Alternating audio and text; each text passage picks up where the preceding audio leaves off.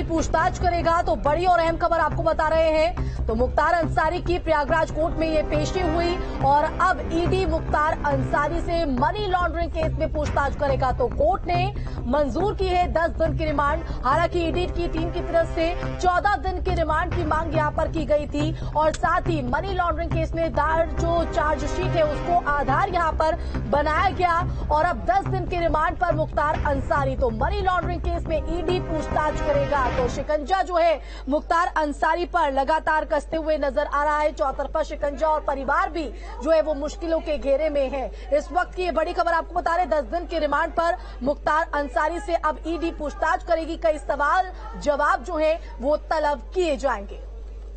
बिल्कुल, तो ईडी की स्पेशल कोर्ट ने रिमांड को मंजूरी दी है और मुख्तार अंसारी की मुश्किलें बढ़ती चली जा रही। मुख्तार अंसारी को 10 दिन की कस्टडी रिमांड जो है पर भेजा जाएगा और 23 दिसंबर तक ईडी रिमांड पर रहेंगे मुख्तार अंसारी। तो कोर्ट से ईडी ने 14 दिन की रिमांड मांगी थी, जिसके बाद ये रिमांड जो है वो ईडी को दे दी गई है और अब मुख्तार अंसारी की मुश्किलें और भी ज्यादा बढ़ती चली जा रही हैं। ईडी की पूछताछ में जो भी राज निकलकर सामने आएंगे उस पर अब आगे की कार्रवाई होगी और ईडी के शिकंजे में इस वक्त मुख्तार अंसारी नजर आ रहे हैं। तो मुख्तार अंसारी की 10 दिन की रिमांड। तो 23 दिसंबर तक ईडी रिमांड पर मुख्तार अंसारी को लेगी। सवाल जवाब यहां पर तलब किए जाएंगे कि उसी दौरान की तस्वीर आप टीवी स्क्रीन पर देख पा रहे हैं जब प्रयागराज कोर्ट जो है वो बांदा जेल से मुख्तार अंसारी को लाया गया। हालांकि आप चेहरे पर देख रहे हैं मुस्कान मुख्तार अंसारी की नजर आई है, लेकिन अब जब देखना होगा सवाल जब ईडी की टीम करेगी तो क्या इसी मुस्कान के साथ जवाब मुख्तार अंसारी देता हुआ नजर आएगा या फिर यहां पर मुश्किल होगी। और एक बार फिर से रुक करेंगे संवाददाता मानवेंद्र का, जो सुबह सवेरे से हर एक अपडेट इस पेशी को लेकर दे रहे हैं। मानवेंद्र, अब 10 दिन की रिमांड पर मुख्तार अंसारी, सवाल जवाबों का सिलसिला एक बार फिर से ईडी की टीम की तरफ से शुरू होगा। जी बिल्कुल, 10 दिन की रिमांड दी है, कस्टडी रिमांड मुख्तार अंसारी की। और जिस तरह से 14 दिन की रिमांड मांगी थी ईडी ने, बावजूद इसके 10 दिन की कस्टडी रिमांड 23 तारीख को दिन में 2 बजे तक ईडी की कस्टडी में रहेगा मुख्तार अंसारी को 10 दिन की रिमांड मिल चुकी है। और देखना ये होगा कि जिस तरह का दावा ईडी की तरफ से किया जा रहा था कि तमाम ऐसे कनेक्शंस हैं जो तमाम ऐसे सवालों के जवाब हैं जिनको वेरीफाई करना है, जिनको क्रॉस चेक करना है, जो दूसरे लोगों से जो सवाल किए गए थे, जो इस मामले में मुख्तार अंसारी के बेटे अब्बास अंसारी की बात कर लें और अफजाल अंसारी जो भाई हैं उनकी बात कर लें और साले तजीब लज्जा और तमाम लोगों से पूछताछ हुई है, तो उन सारे जो उनके जवाब निकल करके सामने आए हैं उनको क्रॉस चेक करना है। और ईडी का कहना है कि काफी कुछ साक्ष्य उसने जुटा लिए हैं और मुख्तार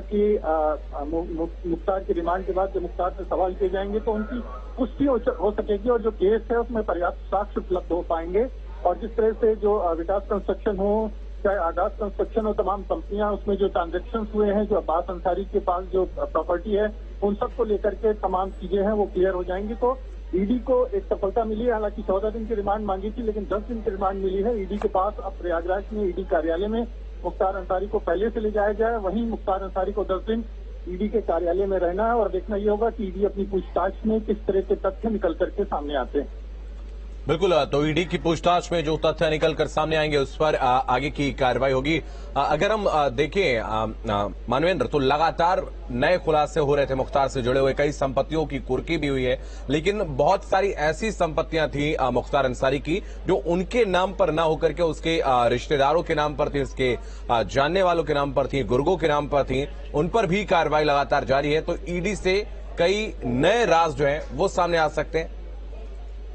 जी बिल्कुल, मनी लॉन्ड्रिंग का जो मामला दर्ज हुआ था उसमें तमाम मामले थे। एक तो जो विधायक निधि उसके दुरुपयोग का मामला था, सरकारी जमीन पर कब्जे का मामला था, वेयर हाउस का मामला था और उसके बाद जब जांच शुरू हुई तो तमाम ऐसी संपत्ति निकल करके सामने आई जो बेनामी थी और तमाम ऐसी संपत्ति थी जिसका कोई जवाब नहीं था अंसारी परिवार के पास। तो तमाम ऐसे सूत्र जो पूरी जांच हुई, इन्वेस्टिगेशन चल रही है, उसमें ईडी के हाथ में लगे हैं और निश्चित तौर पर एक बड़ी सफलता है ईडी को। अब मुख्तार की रिमांड भी मिल रही है क्योंकि इसके पहले सितंबर 2021 में भी एक बार बांदा जेल में मुख्तार अंसारी से पूछताछ हो चुकी है और अब जितने मुख्तार के कनेक्शन से रिलेटिव थे